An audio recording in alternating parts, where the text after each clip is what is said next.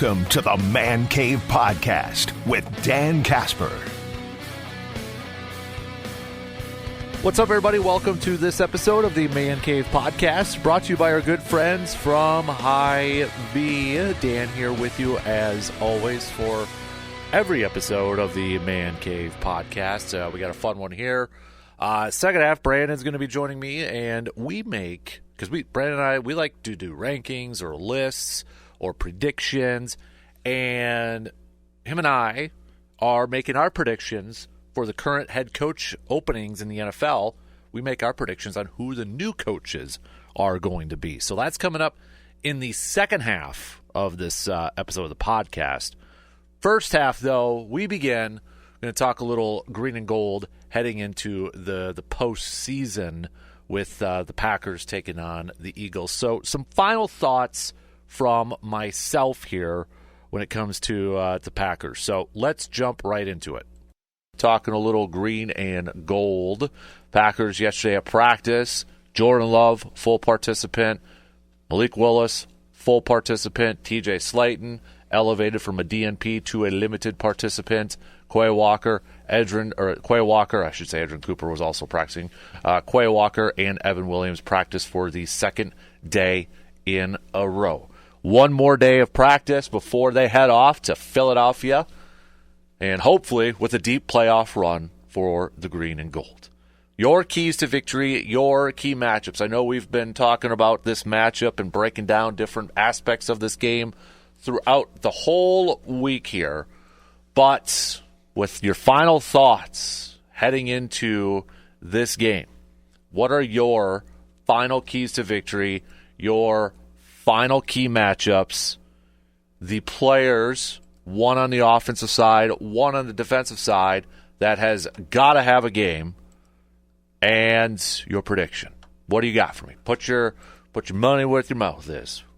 Where's your prediction for this game? So, we've talked about Packers run defense, ranked 7th in the league. We've asked our various guests all week. We've asked you, the listeners, all week. Are you more concerned, even though they are ranked number 7, are you more concerned about going and slowing down Saquon Barkley, or is it the Packers' passing offense going up against the number 1 passing defense in the league, the Philadelphia Eagles? And there was no clear majority. It was pretty darn even at this point. But it is no question those are two key matchups for this game. Packers, yes, 7th best. Numbers tell us this. I think we can all agree. Whether you agree they're a top 10 unit or not, I think we can all agree. For the most part, it seems like their run defense has gotten better this year than it has been in years past. We are scarred. There's no question about it. We are scarred when it comes to teams running the football on this Packers squad over the years. And a lot of times it's happened in the postseason too. 49ers, right?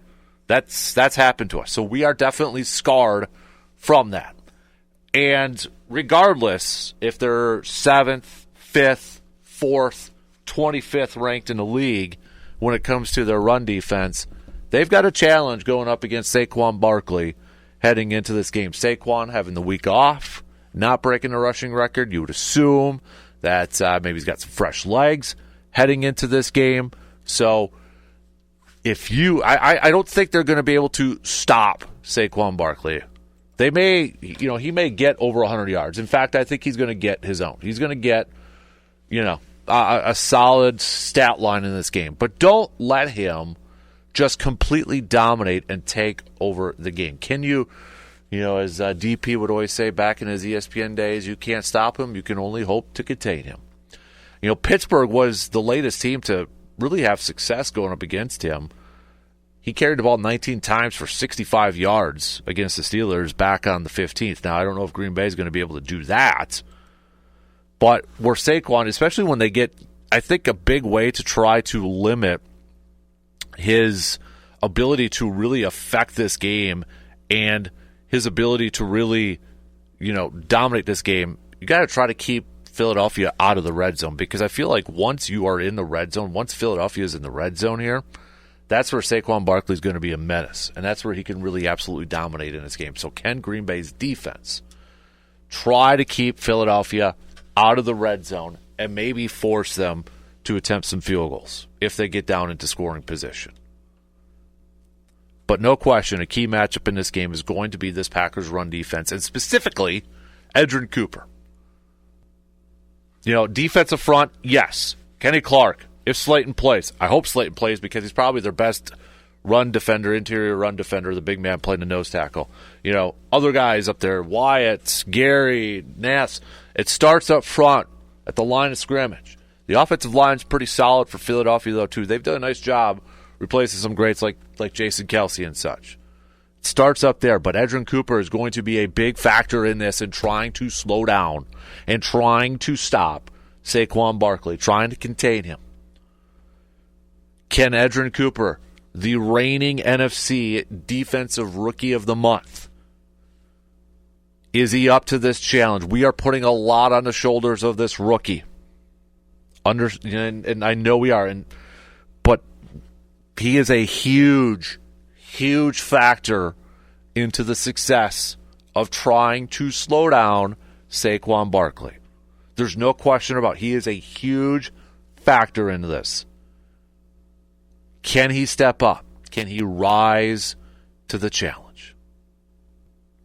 Then on the flip side, it's that Packers passing offense, another key matchup going up against the passing defense of the Philadelphia Eagles. Can Green Bay move the ball through the air if they get in that position? They're going to have to throw it. Sure, in an ideal world, they're running the ball 80% of the time and having success. And in realistic world, in reality, it's not going to happen. They're going to have to throw the football. So can the Packers move the ball through the air against this pass defense from the Eagles? They're going to be challenged. I got to imagine Vic Fangio is going to challenge this group to say, try to beat us through the air. He's going to have confidence in his passing defense. He's going to have Vic Fangio loves his corners. He's going to have confidence in those guys. He's going to have confidence in his secondary. And he's going to say, we're going to challenge Jordan Love. We're going to challenge Jayden Reed, Romeo Doubs. We're going to challenge them to beat us. Can the Packers passing offense rise to that challenge? And a key part of that is going to be Matt LaFleur's game plan and how he calls this game. How is he going to help out his passing attack? How is he going to help his offense move the ball? We can look at certain players in this thing and be like Tucker Kraft, Jayden Reed. You want to throw in Luke Musgrave, Dontavian Wicks, Bo Melton. Guys, all have to step up, rise to it, even if Christian Watson was playing in this game. We heard from our good buddy Rob yesterday. As he noted, Philadelphia is tops in the league in terms of explosive plays. It surprised me. Green Bay is also, in stopping explosive plays. Green Bay is also up there, I believe, top in on the offensive side for explosive plays. So, regardless, it was probably going to be tough to throw the ball deep against Philadelphia. But you lose Watson this game, it at least takes away the threat of that, so it moves everything up a little bit closer in its advantage, Philadelphia in that department. But how can Green Bay, what's going to be the game plan? How are they going to be able to move that ball? I think you got to start off Jordan Love in a rhythm. You got to get him comfortable right away. Whether it's some quick passes, some short passes over the middle, get him in a rhythm right away. That to me is key. He can't start out slow. Passing game can't start out slow. I'm not saying if you get the ball first to all of a sudden just, 3 straight plays of passing it. But get into a rhythm. And you got to win on those early downs. You got to win on first and second. You cannot put yourself in a position to have 3rd and 9, 3rd and 11, 3rd and long situations. Win on the early downs. You do that, help Jordan Love get in the rhythm, then maybe you can get some confidence and throw that ball around. But can they? They gotta get him in a rhythm, and he's got to step up. He's got to be better with his accuracy. He's got to be better with his fundamentals. He's got to be better hitting guys in stride. These receivers got to be better and holding the dang football. Hits you in your hands, it should be a catch. Hold on to the dang football and make a play. Make a play. I think both offensive lines, you look at, we mentioned a little bit with the Eagles going up against the Packers defensive front. Eagles, even with losing some guys like Kelsey, have done a fantastic job. But, for Green Bay's offensive line here, too, this is going to be a test going up against this front seven. Jalen Carter's a dude. Okay, we know that. We know the last few years plus, the Eagles have done a fantastic job of just cycling in new guys on that defensive front. They've just continued to build and have depth on that defensive line and that defensive front. This Packers offensive line, I think, has been one of the nice surprises, pleasant surprises maybe for a lot of people this year. They have played very well. Outside of stupid penalties, overall, they have done a nice job. Pro Football Focus just yesterday ranked them the 6th best offensive line in the league. And factoring in, we didn't know exactly what we were going to get from Rasheed Walker. Zach Tom we knew was a great player, but where was he going to play? You had Myers, Sean Ryan with extended playing time, Jordan Morgan, the number 1 overall pick, not even playing practically. So I think the offensive line was a nice, pleasant surprise this year. But they're going to have their hands full in this one. We talk about not making stupid mistakes and not having false starts or penalties. You're going to Philly, okay, going to Link, a hostile environment. It's going to be tough. Don't make any stupid mistakes. You get a false start or anything like that, that's just going to rile up that crowd even more and make it more difficult on your life.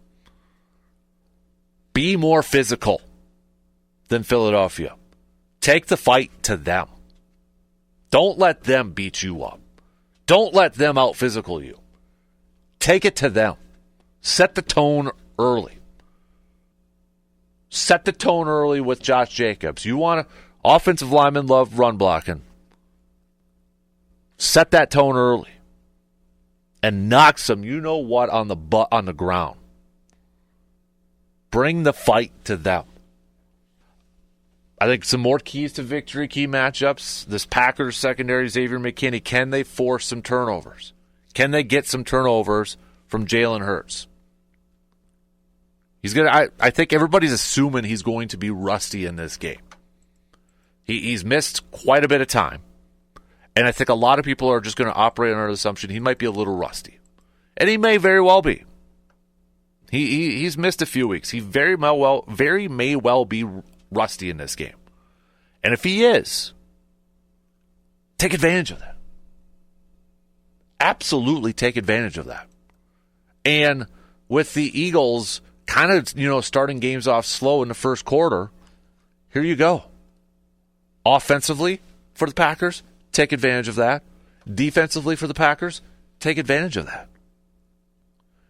Try to force some turnovers. Jeff Hafley yesterday talked a little bit with the media, and he was asked, in that first game they kind of had the contained rush, right, against Jalen Hurts, and he acknowledged, got to find that happy medium of getting pressure on him, and yet, containing him. His quote was, "There's got to be a little bit of both," and I think I've learned from that. In terms of not pressuring him much in week 1. And I agree with that. You don't want Jalen Hurts to beat you with his legs. You don't want him to picking up, a 3rd and 8 using his legs.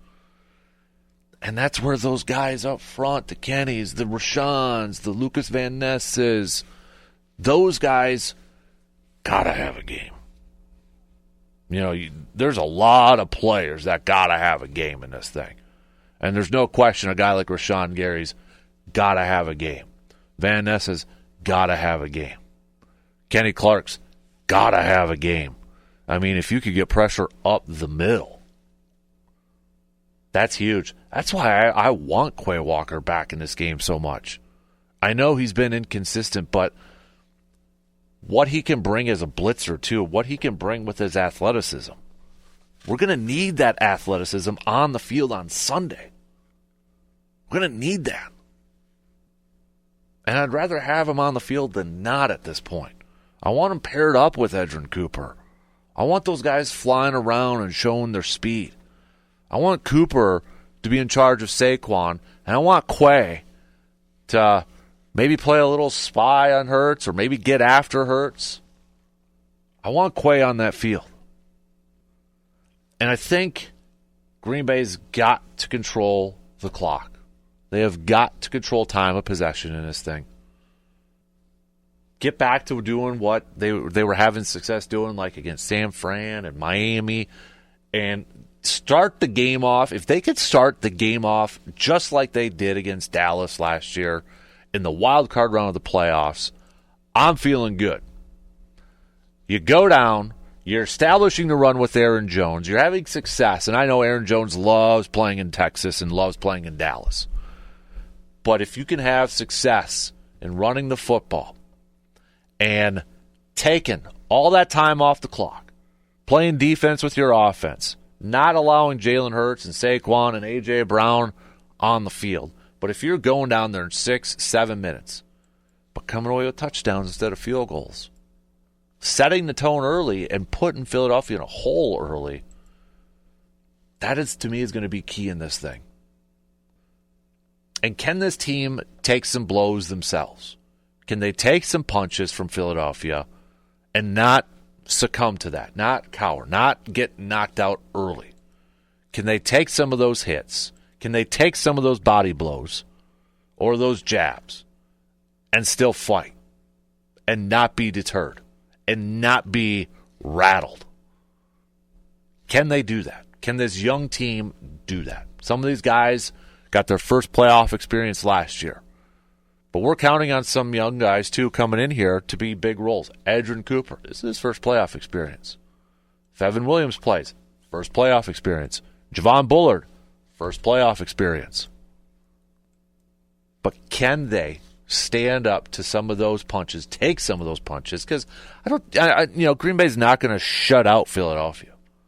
They're not going to shut them out. They're going to be able to hit, and they're going to be able to land some jabs and some uppercuts. But can Green Bay stay in that fight and take those and counter it? Especially with some of the youngsters, too. If this is their first playoff experience, you're going to Philly in a loud environment, in a hostile environment. You're going to have butterflies. You're going to have butterflies. Everybody's going to have butterflies. I don't care if you're a rookie or a veteran in this thing or were at the playoffs last year. You're going to have butterflies. But how do you manage that? And to kind of wrap up the keys to victory key matches, we could go all day on this thing because there's a ton of them. But I think it's going to be a battle between the play callers in this thing too. Who's going to have the advantage? When Matt LaFleur is on, and when we talk about him being one of the better play callers in this league, it's when he seems like he is one step ahead of the opposing defensive coordinator. He was in that stretch last year. We've seen moments of it this year. But if he can stay like one step ahead in his play calls from Vic Fangio, where like Vic Fangio like trying to counter, trying to adjust, but yet LaFleur's doing this and they're doing that, always kind of keeping them guessing. This has got to be a game where LaFleur comes in, not wound tight, got to come in loose, got to come in feeling confident, but he's got to come in with a great game plan and a great call sheet to help out his team, to help out this offense that is coming into this thing probably not, feeling great. I mean, LaFleur's acknowledged the passing offense, and that might be kind of given a little bit more praise. But then on the other side is Jeff Hafley versus Kellen Moore. A lot of eyes are going to be paid to the corners of Green Bay. Carrington Valentine, Keyshawn Nixon, going up against A.J. Brown and Devontae Smith. Are those two corners up to the challenge? How much confidence is Hafley going to have in his corners going up against those guys? Or is he going to continue to give them help? Help over the top. Safety help. Or is he going to say, I got confidence in you guys. I need you guys to go out there and win your one-on-ones so we can do this and we can do that in other aspects. I'm curious to see if Kellen Moore looks at the success that Detroit and Minnesota's passing attacks have had against Green Bay this year and other teams, utilizing the middle of the field. Because Philly this year hasn't really utilized the middle of the field a ton. They're more of an outside, on the edges, on the sidelines type of team. But I got to imagine they saw it in the film work. Is there a weakness there? And if there is, how does Green Bay counter that? Can they counter that? But the matchups between LaFleur, Vic Fangio, Jeff Hafley, Kellen Moore, that to me is going to be a fun matchup. I think it's going to be a chess match. Intriguing there too. And then one final thing too, if we go back to week one, Green Bay, if you remember, started that game with a lead. However, this was when they were still, I know it was week one, and I shouldn't say still. But just 6 points in the first quarter. Okay, they got an interception, they settled for a field goal. They got a fumble, they settled for a field goal. They were up 2 within the first few drives, up 2 in the turnover ratio in the first few drives. And they only had 6 points. 6 points off those turnovers. That can't happen in this game. That can't happen in this one. And I remember thinking in that first week matchup, like, you're only getting 6 points off 2 turnovers, and I'm like, gosh, is this going to come back and bite them in the butt? And after they hit that second field goal, what happened? Philadelphia comes back, goes down for an 11-play touchdown drive, takes the lead. Green Bay scores a touchdown after that, but then misses the extra point. And then Philly scores another touchdown. But if you get those turnovers, capitalize on them, especially if it's deep in Philadelphia territory, like it was in that first week. If you get a turnover against the Eagles, capitalize on it. Take that momentum. Reward your defense for a job well done. The players who have got to have a game.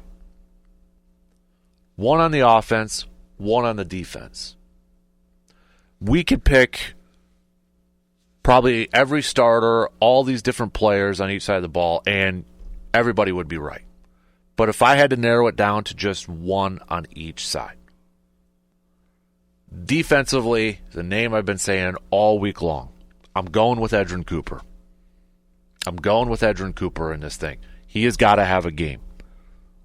I thought about putting Quay Walker in there too if he plays, because I think he's also got to have a game if he's out there on the field.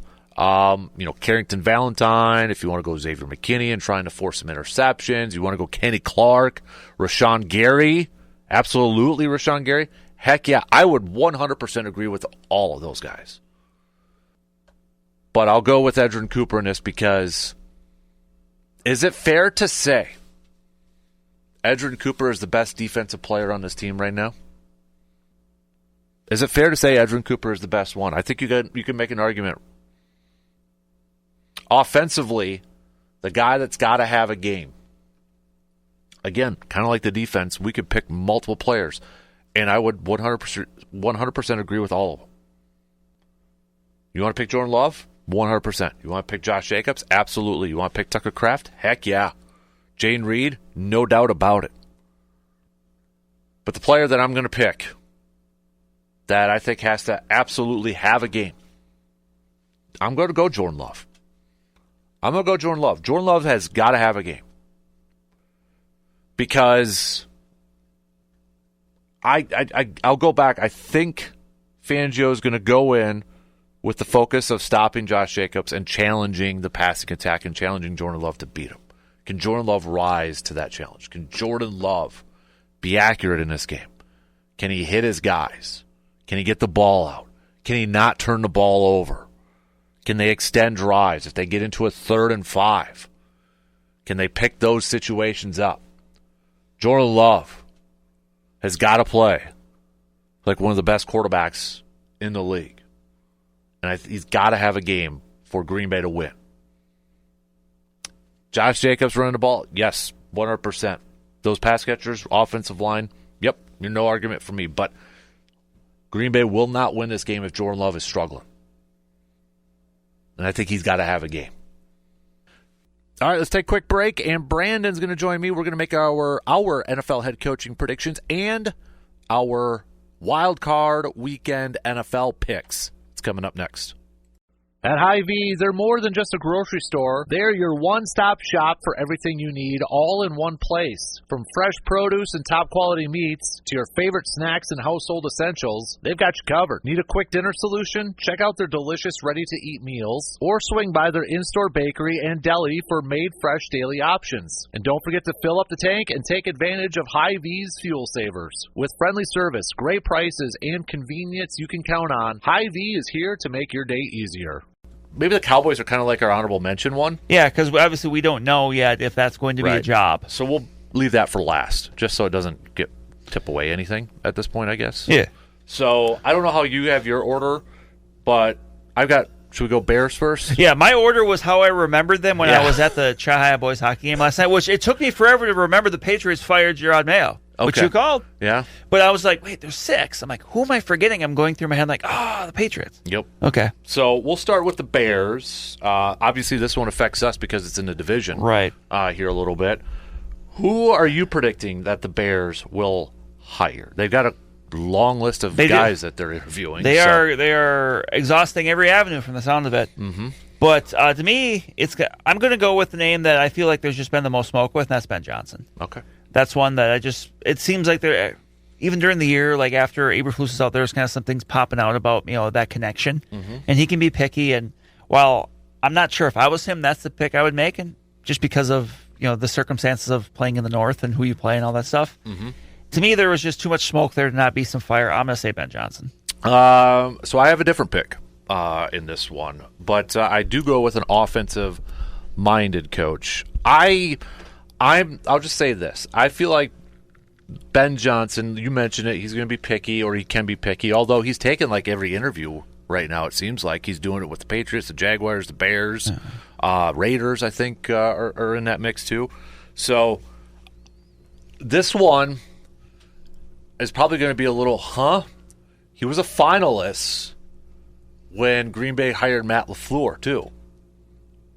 Todd Monken, offensive coordinator for the Ravens. Mm-hmm. I know he's a little bit up there in age, if you want to call him an older, because he's almost 60. But there's a couple factors why I went with Todd Monken. One, offensive-minded coach. You look what he's done with Lamar Jackson and obviously Derrick Henry. Yeah, getting the best version of that offense with personnel. Exactly. You look at you got to get, I think, an offensive-minded head coach in Chicago. Now, whether they're actually going to do that, I don't know. But I feel like I would. And I just feel like if Ben Johnson is going to be that picky, does he want to go where maybe there's a lame duck GM already? That's a good point. And does he want to bring his own guy, or does he want to pair up with somebody? That sort of thing. So if it's not Ben Johnson, I think the Bears are kind of looking and hoping for that. But if it's not, I think you look at a guy like Todd Monken, because the GM also has to – Ryan Poles is, I think, on the hot seat, and he's got to hit this.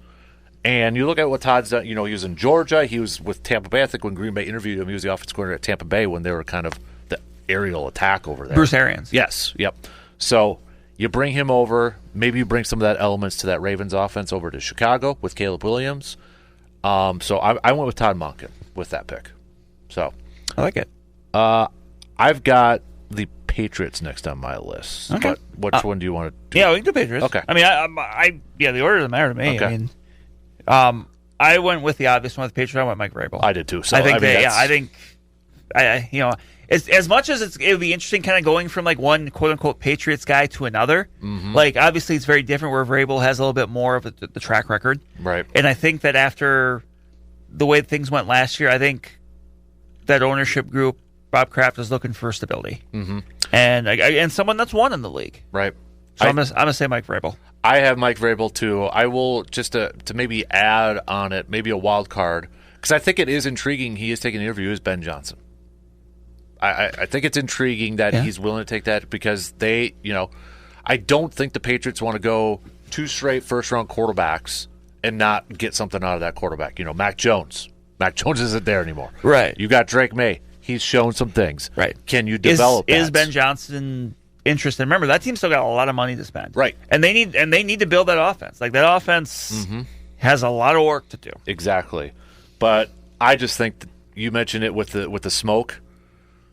It's sure the timing wise of fire. Jerron Mayo was fired right away, and you do your 2 interviews with Byron Leftwich and Pep Hamilton right away. Right. It just feels like it's Vrabel. I think so. So. Yep, I agree.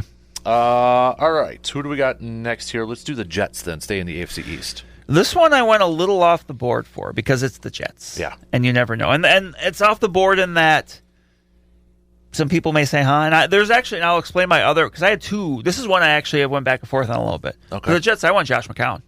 Ooh, okay. Former backup quarterback. Vikings quarterback coach. Yep. I think that I could see Woody Johnson and maybe his kids, who knows, may if they may or not have any say in this.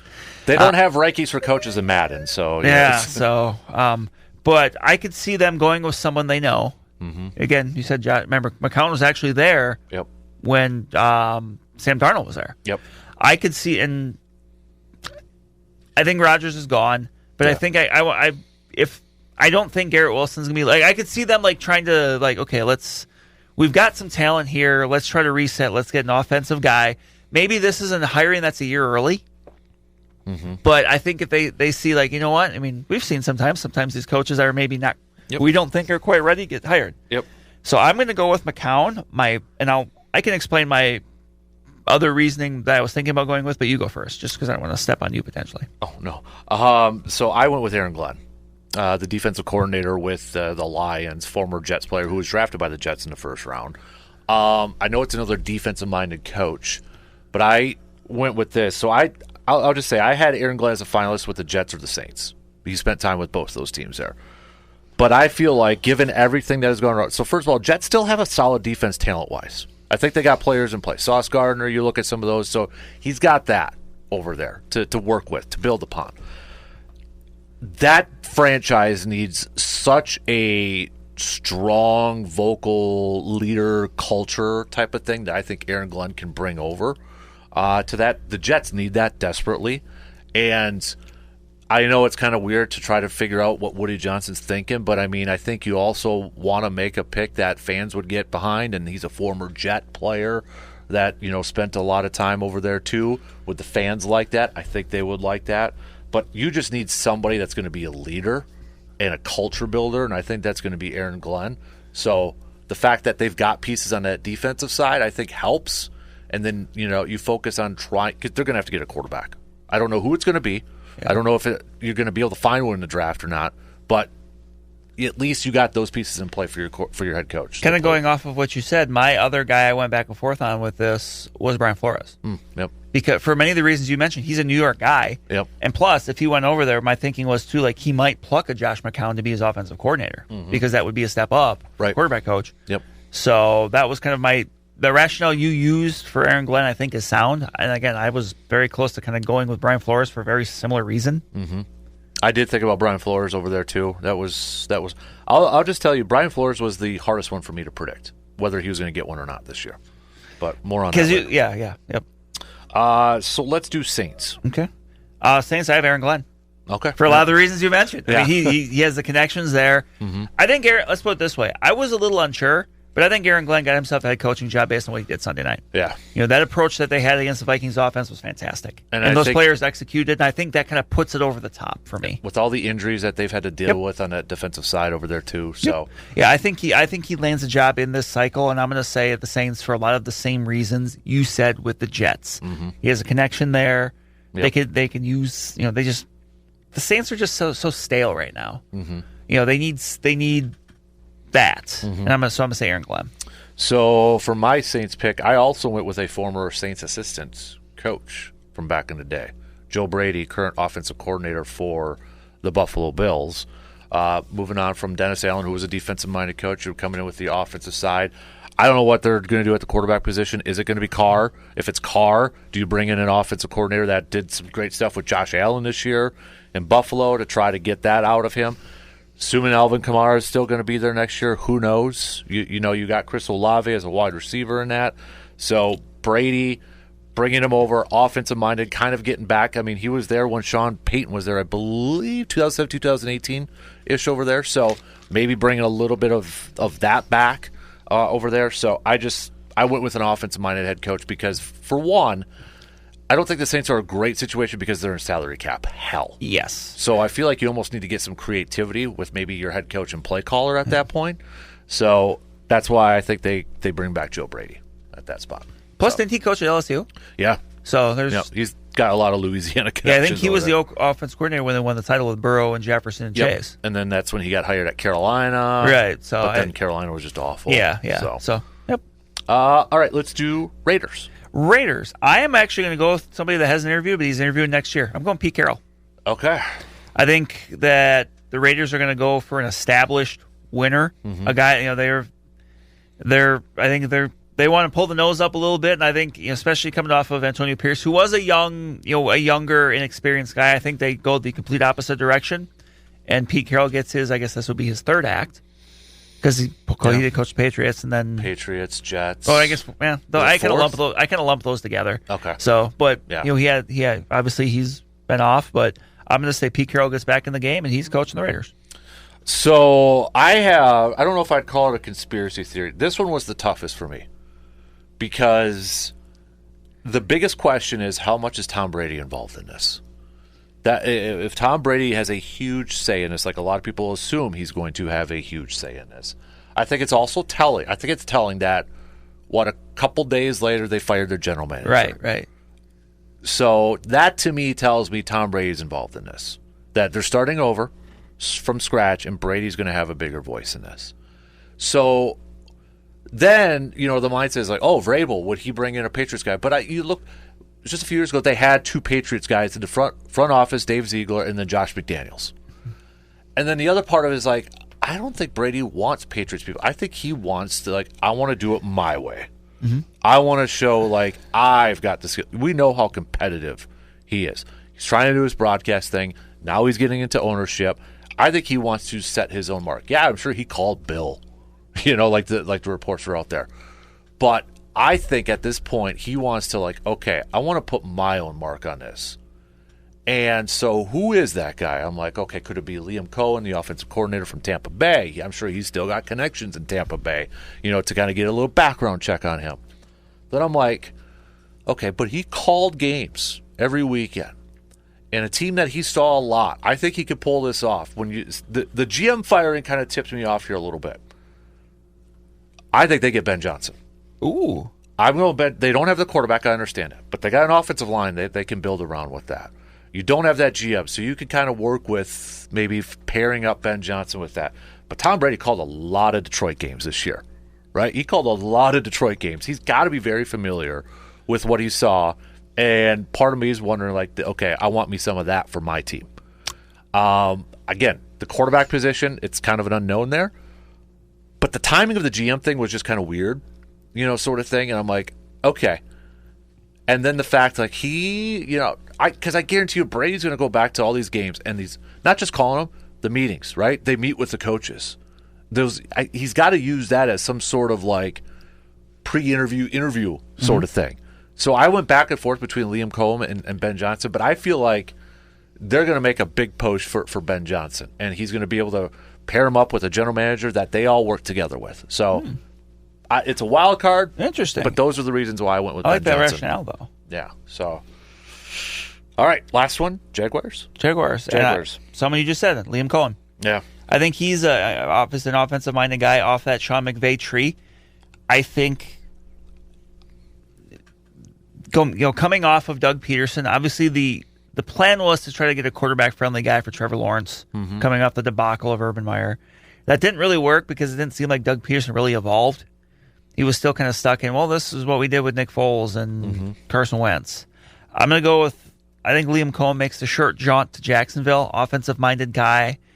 And honestly, I think that that's a spot where whoever they land, you can come in. If you hit that right, you can be in the playoffs next year. Yeah.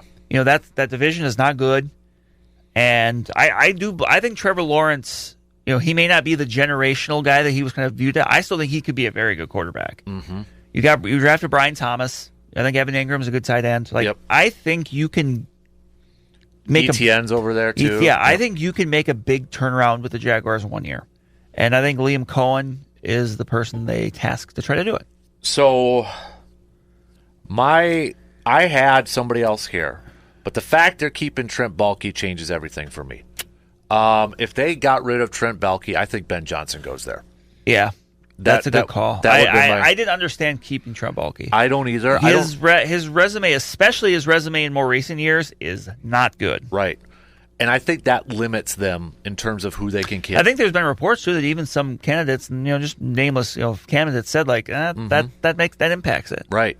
And I know Ben Johnson's still interviewing there, but there were some people, I think it was Albert Breer, that even said that, because Shad made a weird comment like, well, if I could be convinced, I'd fire Trent Baalke or something like that. And they made it like, well, if Ben Johnson goes in there and makes a case, then maybe Trent Baalke goes out there. But then he's a first-time head coach, so how much are you going to give him power there? So with that, I got Brian Flores going there with Jacksonville. Part of it is because Brian Flores said he's taken every interview. He wants to be back as a head coach. And the thing that I think hurts him a little bit is the Ryan Fitzpatrick comments that kind of came out, although he did try to clarify them afterwards a little bit. But I think it's going to be a situation kind of similar maybe to Doug Peterson in a sense. Your pool of candidates might be limited because of the lack of people that want to work with Trent Baalke. True. And you got to go in there, and I think with Brian Flores, that division is still up for grabs, I think. Yep. I think it's still up for grabs, and I just think given everything else out there, I agree. They should get an offensive-minded head coach, do something with Trevor Lawrence in that offense, but Baalke is the one that I think is holding that back, so that's why I'm going Brian Flores. Well, even kind of going off of my rationale for what I had said with maybe Flores of the Jets, does Flores go down there and then maybe take a Josh McCown with him? Yeah. And say, hey, work with Trevor Lawrence. Mm-hmm. Yep, that's a good point. So he someone he trusts and knows, hey, I'll take care of the defense. You can do the offense. Yep, that's a good point. All right, kind of our honorable mention one: if the Cowboys do make a change, which time tells us he's got to the 14th and contract expires. If it's not McCarthy, how about this? Who do you throw me a name? I got one. I've got one too, and this is a name that I initially was thinking about with the Raiders, but then the more of the Tom Brady stuff, I kind of thought, well, maybe not. I went Cliff Kingsbury. Okay. Because I don't know, back to Texas. That just seems like a type of move that Jerry would make. Mm-hmm. He had a really good year, kind of rehabbing his image a little bit with the Commanders.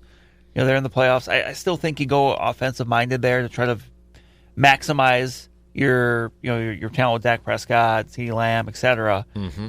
That's one I just thought, and plus maybe the last year the idea was like, oh well, Dan, you lost Dan Quinn. Mm-hmm. He went to Washington. Well, we're going to take him, but kind of whatever. Yeah. But I don't know. And this was one I didn't even feel super strong about. Yeah. But Cliff Kingsbury was just one I was like, I could see that. I love the rumors that are going on there about Steve Sarkisian. Because it's like fitting, if Texas loses, then he's available and all that. So, and he does have a little NFL experience, offensive coordinator with Atlanta just a few years ago. I think he brings back his boy Kellen Moore. Oh, yeah. Offensive coordinator at Philly, and Mike McCarthy moved on from him after a couple of years. I think he brings, if he makes a move, does he bring back his I think a lot of people thought his next Jason Garrett, Kellen Moore, as head coach. So that would be the name I throw out there. So interesting. There we go. Yep. Those are our picks, and be happy if we get maybe two right. All right. On this one. NFL playoffs. We'll start off with the first game. Texans Chargers. I am going to go with the Chargers. If the Texans were playing a little better, I might be to go that direction, but I think I'm going to go Chargers in this one. I'm going Texans. I'm going to go with the minority, but I will say I'm not confident in this at all. Oh yeah, this is one of the more coin flip games I think of the weekend. Yeah, but like you said, it could be a really good one. It's just I don't know why I'm going straight up gut with these picks instead of trying to overthink it. I know I'm probably going to be wrong in this, but it's just I don't know. I think I'm going to go Texans with this one. And I know they're the underdogs in this, but we'll see. So Ravens Steelers. Ravens. Yeah, Ravens. Is that the game that's the game where it's got the biggest margin, 9.5? But here's the thing too. Like it's a rivalry game. Anything can happen. And the Steelers have kind of been able to handle the Ravens at times over the years. So like this is what I think is a little closer than that. Like I think I'd pick Pittsburgh to cover maybe, or if Baltimore covers, it's late. But the Steelers just haven't done much leading into the postseason to lead me to believe that they can do it. Would you agree that you're more concerned about the Steelers' offense and their defense heading into this Yes. game? Yeah, I would agree. Bills, Broncos. Getting all the AFC games done. Yeah, right away all first. three right away, but I'm going to go Bills. Yeah, Bills. Nobody circles the wagons like the Buffalo Bills. We get John Elway and Jim Kelly at the captain's coin toss meeting over there. So we'll do the Commanders and Buccaneers then. I'm going to take Washington. Okay. A little bit of the upset here, but I'm going to go Washington. Like Tampa Bay's home. Like I talked up Tampa Bay's offense, and I could see them making a run. I mean, they did last year. They won the game and played Detroit very well in the divisional round. But I don't know. I just get a feeling on Washington. It's kind of rare in an instance when it happens once in a while, but two defensive-minded head coaches. Yeah. Dan Quinn, Todd with good Bowles. offenses. Yeah. So which defensive coordinator could come up with a better plan to slow down that opposing offense? Yeah. I'm going to go Tampa. I'm going to go Tampa with this one. I think they just squeak it out. But I think this is a very sneaky good game, too. Maybe not sneaky, but I think it's a really good game. Rams, Vikings. Vikings favored by 2.5. And that line has moved a little bit since the game got moved to Arizona. As I've said, I'm really concerned about this. I will take Minnesota, though. I think it's a close game. I think it's a 4-point game. I'll take Minnesota 27-23. All right. And then I've got Minnesota, too. I'm one of those that I think that loss against Detroit might have actually, if it was a close game and they still lost, I'd probably pick the Rams. And I'm overthinking it, but I'm going to go with the Vikings. I'm not going to overthink it. So, and then Green Bay and Philly. I already know where you're going with this one. So, do you? Yeah, I do. Oh, bull! What? You really? Yeah, I'm gonna pick Green Bay. Why? I got a feeling. Okay. And here's what I'll say first of all. That tonight's gonna be a good night. Everyone's saying Jalen Hurts can be cleared, but he hasn't been yet. He was a full participant yesterday. He was a full participant, but he hasn't been cleared yet. And remember, those are two very different things. That's true. And I think ultimately he probably will be, but I have a feeling on this one. And you had mentioned literally 2 weeks ago, the Packers were like the trendy Super Bowl team. And you can look at the Vikings game and how the first whatever went. That ended up being a close game. The Chicago game, again, I don't know what the heck that was. Yeah. But I don't know. I have a feeling. I'm going to say that Josh Jacobs just runs wild. And the Packers do enough. Jordan Love makes a couple plays with his legs. I'm going to take Green Bay. So I know this kind of happens to me a lot as the week transpires, where my emotions start to get the better of me. And that because at the beginning of the week I was like, yeah, it's all Philly. It's all Philly. I will say I do feel better about this game. Now, I am still a little bit concerned about the elbow with Jordan Love. I know, we talked to Dr. Cronap, but yeah, I think for me the big test is going to be how far can he throw it, how hard can he throw it. That not necessarily how far, but how hard can he throw it. And is that going to be an issue? Is that because he's already been dealing a little bit with some accuracy issues, but is that going to make it a little bit more difficult? I feel like Saquon's going to get his yards, but as long as you don't allow him to go for 180 or 200 or something like that, the biggest thing to me is going to be, can they control that clock? Don't turn the ball over. Don't shoot yourself in the foot like you've done a few times this year, right? I think Green Bay can win this. I wouldn't be surprised either way how this outcome goes. I really wouldn't. I think if you asked Philadelphia, some of the players and coach stands off the record, hey, as a 2 seed, you get to play Green Bay. How do you feel? They're probably like, really? We got to play, It's kind of like the Oregon and Ohio State maybe a little bit to that point.